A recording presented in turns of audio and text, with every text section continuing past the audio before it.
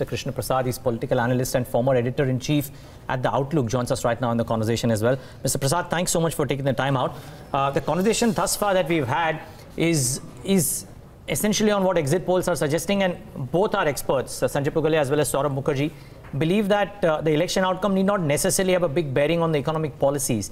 Do you beg to differ? And if there is any combination that could happen in the current state elections which could have a bearing on how the economic policies may change materially in the run-up to the Lok Sabha elections? Well, thank you for having me. I'm a bit of a contrarian on this story, on the impact of politics on economics or of the politics on the stock markets, because I do think that these last 55 months have kind of basically been counter to the script that was suggested when Mr. Modi was coming in. So the short answer to your question is, maybe, if there is a change, in 2019, perhaps it's going to be for the better, not for the worse, one. And secondly, I think the exit polls as of now seem to clearly suggest to me that the chances of Mr. Modi being a one-term prime minister are increasingly high, regardless of whether there's an alliance or not an alliance. The fact that Mr. Modi has lost 25 of the last 28 by-elections, one. Two, that he's slated to lose at least one out of these 5 states tomorrow, suggests that Mr. Modi is on the downswing, one. Secondly, I think a number of steps that he's taken, frankly have no connect between the stock markets and reality, And what you are seeing in these 5 states is a play of reality. The stock markets, the business managers, they all seem to live in a different echo chamber in Bombay. But in these states, and also in states like Karnataka and Gujarat previously, what you have seen is that at the ground level, the people of India are reacting very differently to the kind of moves that are otherwise welcomed by Dalal Street or managers and so on and so forth. So to me, I'm making a very key point here. One is that Mr. Modi increasingly looks likely to be a one-term prime minister. Two, there seems to be no connection between what is happening on the ground and the impulses to which people are reacting on the ground to what's happening in the markets. So I think these two need to be very clearly distinct, because I think if you've seen in these last 55 months, India's poorest, India's most ignorant, India's most unconnected people are making choices which are very different from what we in the cities think are core issues. So I think, there are things playing out on the ground which, sometimes we, just loosely say farm crisis, but there is so much more playing out on the ground, and you're seeing that in all these states and previously in these 25 by-elections so far. Okay.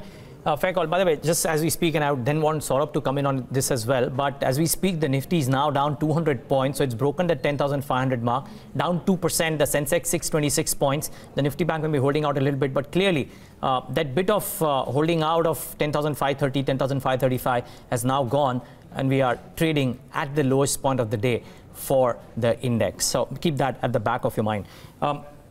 Just something that I would want Saurabh to react to, but Mr. Prasad, just a comment from you.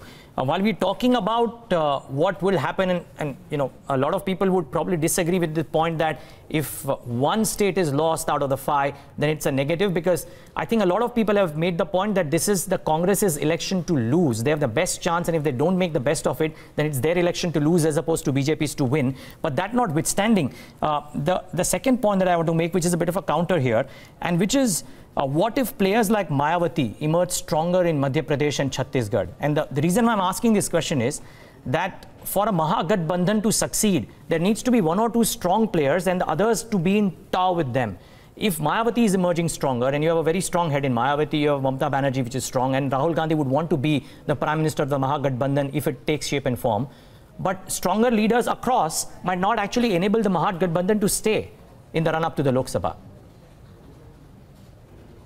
Well, as you know very well, the Mahagathbandhan is a media formulation, without a doubt.